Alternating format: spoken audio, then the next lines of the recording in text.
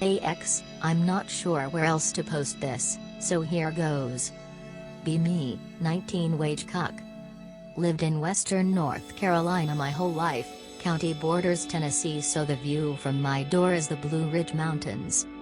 Never was much of a nature person. My friend, let's call him Jay, made an offer to go camping with a couple other friends, M and D, over the state line. Says he knows a perfect undiscovered spot on the west side of Roan Mountain. Nervous about camping out of state, but not gonna pussy out in front of the boys. Agreed to go. A month goes by while we all request off work and get our gear together. My whole family are gun people, so they insist I bring a gun. End up taking my dad's R12, and a 10-round mag, which was 5 slugs and 5 buckshot. And not to kill anything that moves. JPG. The day of, we all pile into my CRV and drive for maybe 45 minutes. We pass Roan Mountain and are heading in the direction of Cherokee National Forest, and Jay points out a spot on the side of the road. Pull over, but it's not much more than just a dark gap in the trees. That's the spot. Head through that gap. Honestly more concerned with my paint than an unmarked trail. Drive at least 10 minutes through the shittiest, twistiest mountain dirt road I've experienced, barely wide enough to not take out my mirrors.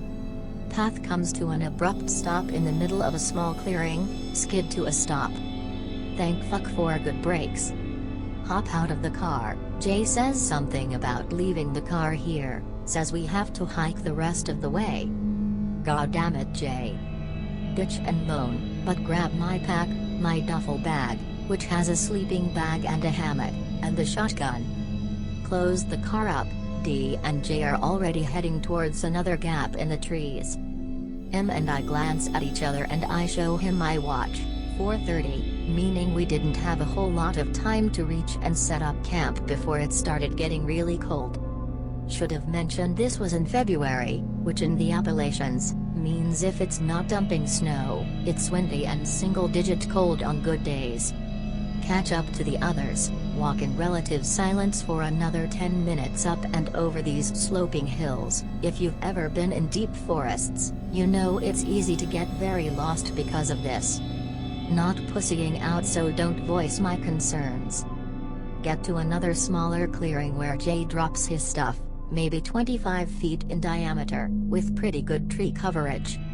D is our survivalist, so he gets started on a fire. Wind picks up, delaying the fire, and for a second I smelled something nasty, like rot. Growing up near woods, I'm not unfamiliar with the smell of death. Mention it to Jay, he says it's probably just a dead deer. You'd be surprised at the amount of asshole hunters out here.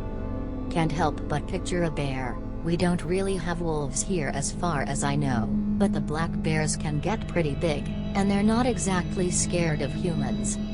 Fire gets going and we finish setting up. J and D have tents set up, M and I are in hammocks. Watch says it's 6. We dragged out some smaller logs to sit around the fire, and D busted out a camp stove, and we're in the middle of figuring out what to eat when the wind picks up, and the smell comes back way stronger with it. Lose our appetites almost instantly. How close is that damn deer? I ask, but the others are all just looking into the tree line, just scanning back and forth. The smell is getting stronger, and the hair on the back of my neck stands up. Jay stands up, pulls the hatchet we'd used for firewood out of the log and starts walking into the tree line. We're kinda freaking out, telling him to come back, but he just says he has to check something.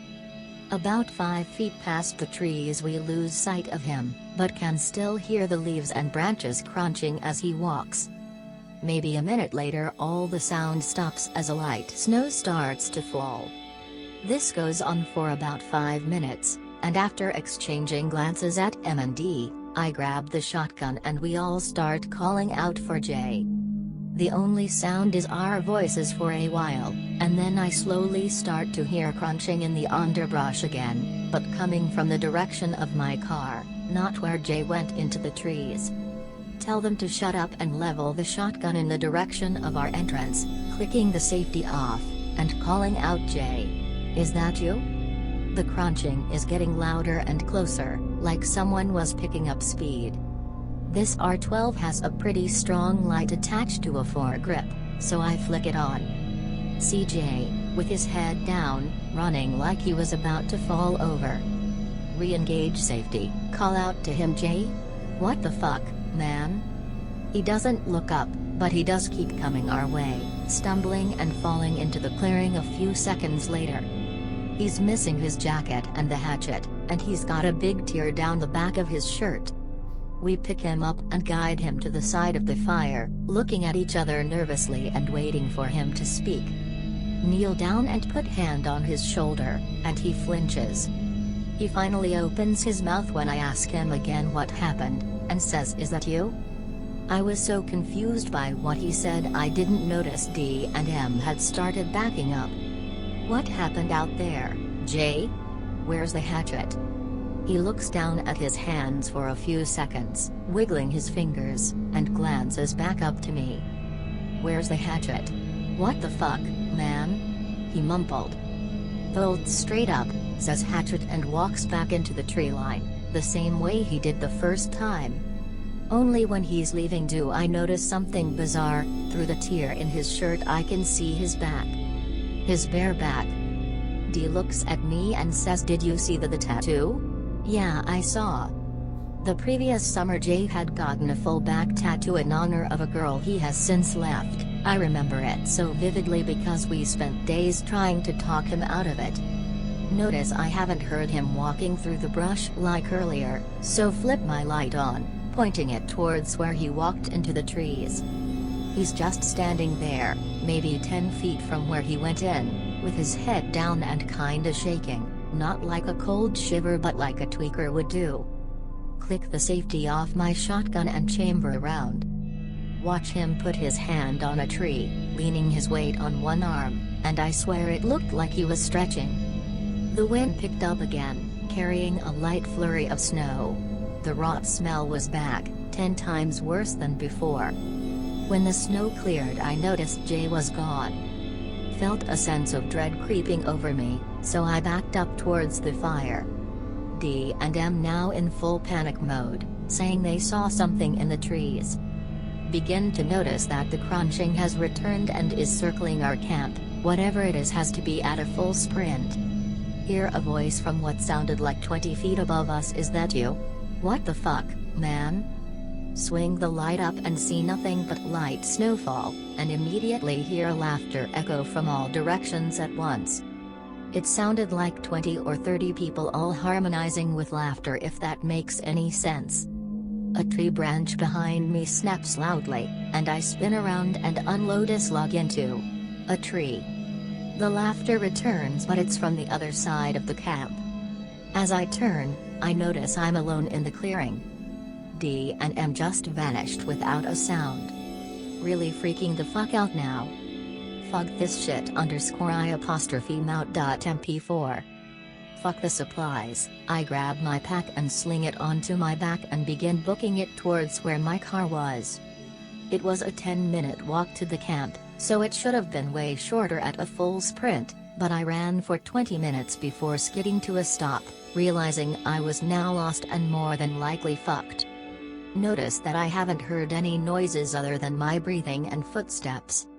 Almost as soon as I start to take deep breaths, the rot smell comes back in full force. Gag, more than once, but thankfully avoid throwing up. Hear a very quiet crunch about 40 feet from where I came, and a voice calls out, "Did you see the tattoo?" "Yeah, I saw." I'm thoroughly freaking out. It sounded like two people talking at once, and this time I recognized it as my conversation with D. 100% convinced whatever the fuck is out there is not human. Summon the courage to stand and shine my light into the forest again, just a few small trees swaying lightly. As I start to move the light away, I notice one of the trees inch forwards. Spin the light back, still swaying ever so slightly. Amelocynit.avi. Wait, is there an apostrophe trees.pdf? pan the light up and those small trees come together, and I see that whatever it is, it's insanely tall, like 12 feet at a minimum. Just looks like cracked bark, with dark fur sticking out of the cracks, can't see any extremities, they stretch outside of the range of my light. Something that looks like its head leans down towards me, and I point the light at it. Its face is completely featureless, but I watch as the bark cracks and spreads, revealing a wide mouth with no visible teeth. Out of reflex and sheer panic I fire 2 rounds at it, blowing off the top third of its head. This only seems to piss it off, it lets out an ear-shattering screech and the wind picks up, going from 0 to 40 miles per hour and slamming loose snow into my face. Backpedal, wiping my face clear, I see through the thin cone of light that it has moved. Fuck this, fuck this, fuck this. Fire a panic shot into the dark and bolt away from it. As I'm running I can head it crashing through the brush behind me, slowly but surely gaining on me, and I'm starting to hear the laughter come back, although I couldn't tell you if it was just in my head or not.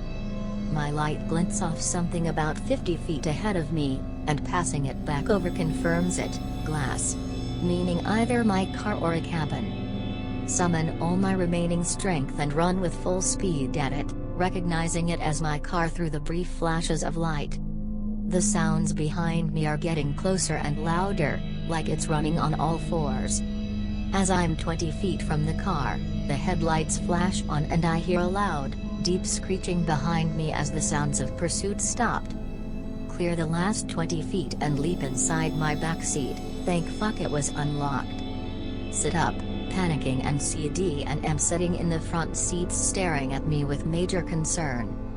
The combination of the unscheduled cardio and my relief caused me to pass out. Wake up sometime later still in the car, D is driving. Ask them where they went, if they saw J, if that saw it, too many questions at once.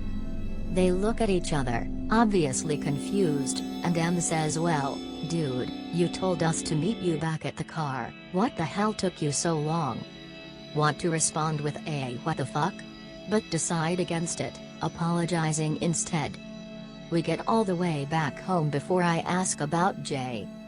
They exchange another look and D says, are you feeling alright? You told us earlier you saw his body out there. Kinda shake my head and say right. Get a call a week later from a Carter County sheriff, saying that they found Jay passed out with minor frostbite, on the shore of Miller Lake, which was roughly 7 miles SSW of our campsite. Visited Jay in the hospital the next day to find him in a coma, from which he hasn't emerged since. This was 3 years ago. I got a call this morning that Jay was missing from his room. They said security cameras show him checking himself out and hopping into a cab.